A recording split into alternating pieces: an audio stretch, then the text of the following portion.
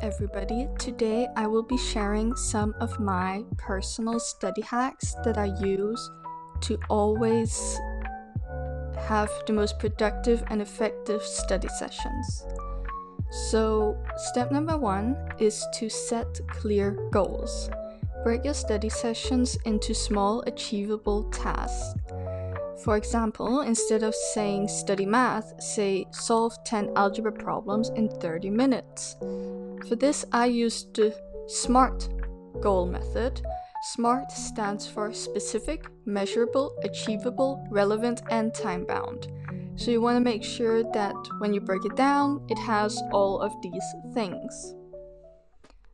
This will make your goals seem more easier to achieve and more specific to what it is that you want to study and that you might need help with. Step 2 is create a study plan. Use a planner or study app to schedule your sessions. I personally just use my Google Calendar to schedule my sessions, but I know that different apps you can use as well. I'll link some down in the description box. So figure out what it is that suits you personally and have a schedule that repeats itself every single week. I find this is good to stop me procrastinating because I know, hey, this is gonna happen every single week. I can't procrastinate. Prioritize difficult subjects when you're most alert. So for example, if you know that your brain works better in the morning, study the most important subjects, or the ones that you're struggling with the most, in the morning hours, and the ones that you have it easier with or that are less important in the evening, and vice versa. So figure out when it is that you're most alert and your brain works the best, and then study the important things there. Plan short breaks. I like to use the Pomodoro method, so I have a 5-minute break after around 25 minutes, but you can also do maybe a 10-minute break after 50 minutes. Figure out what works for you personally, but I would definitely recommend the Pomodoro method. 3. Find a distraction-free environment. Study in a quiet, clutter-free space. So I like to make sure that my desk is always clean, and I do have a couple things on my desk all the time, like for example, a nice candle and stuff, but I don't have a lot of clutter on my desk ever, or a lot of decorations on my desk, as I find that it can be very distracting. Use noise-canceling headphones or play some music. So I have a pair of noise-canceling headphones where I connect it to my Spotify, and I usually play video game music. I really like that. I find that it helps me focus a lot, but you can also just go on YouTube and search study music or lo-fi music and see what works best for you. Though I would recommend not listening to anything with lyrics, as that can be distracting.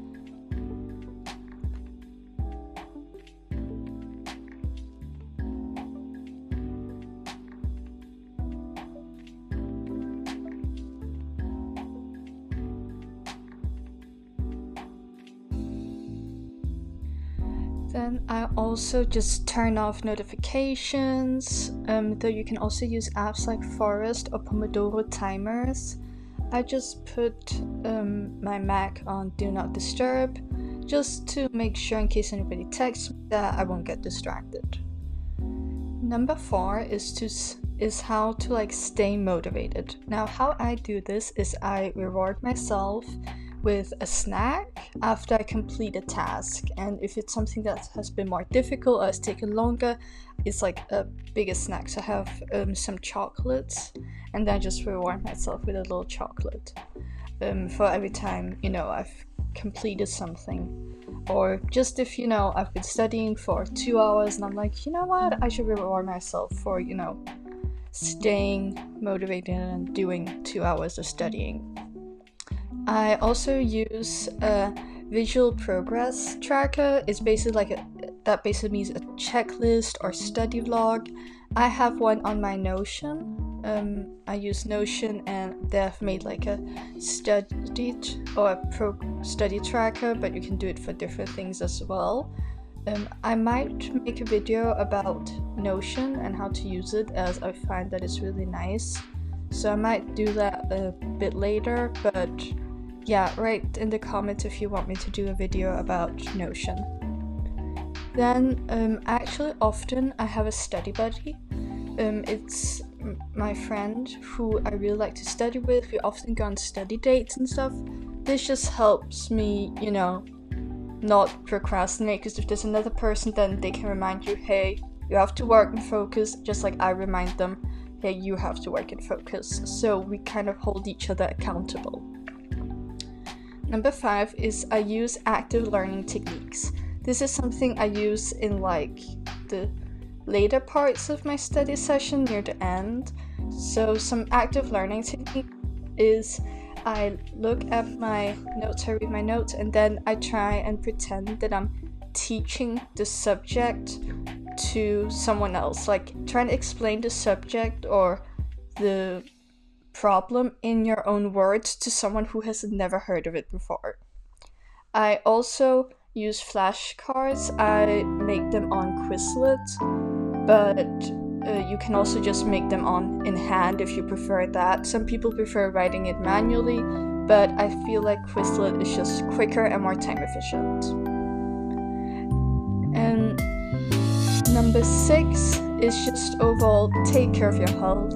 It's like the biggest, most important thing. Like, make sure you get enough sleep. I get around 8 hours of sleep every night. I have a very what's it called? I go to bed at 10 and I wake up at 7 every single day, even in the weekend, because this helps me fall asleep quicker and just work better. So I actually also have a video about having a night routine and how to sleep, so you can check that out. But overall, just getting enough sleep is so important. Then also eating foods, healthy foods, that helps your brain.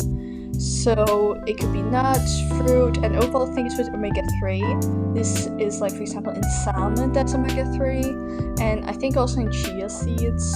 But you can look up just what foods are high in omega-3 and see what it is that you like of those. And then of course, I always stay hydrated. I drink around 1.5 to 2 liters of water every single day. You want to make sure that you drink enough water, but also not too much, as drinking too much water is also not healthy. And yeah, when I study, I always take breaks to stretch and just move around. I'm sitting in the same position for a very long amount of time. It's just not healthy at all.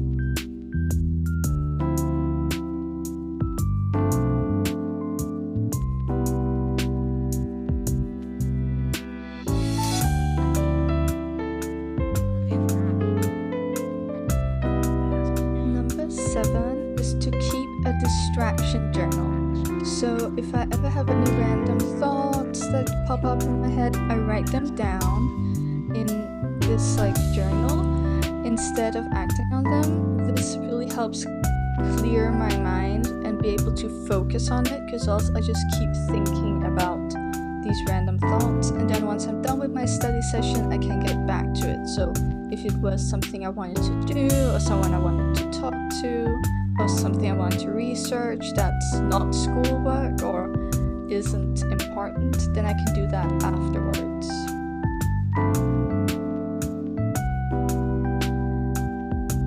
I also really avoid multitasking. I prefer focusing on one task at a time. This really improves my efficiency, as I feel like multitasking just never works out. It's always a good idea in theory, but it's not something that's realistic and you can keep up with. And then I reflect and adjust. This is the last thing I do at the end of the study session. I have 3 things I write down: what worked, what didn't work, and how can I improve my next study session. So what worked might be oh, this new technique I tried was really helpful, so I'll keep doing that. This technique didn't work as well, or maybe my space was too cluttered, I got too tired, whatever issues you're having, and then what can I improve for tomorrow? So what didn't work, I'll take out. What worked, I'll do more of tomorrow. So yeah, those are my basic tips for a good and efficient study session. If you want more videos about studying and productivity and that type of stuff, you can check out some of my other YouTube videos. And yeah, signing off. Bye bye.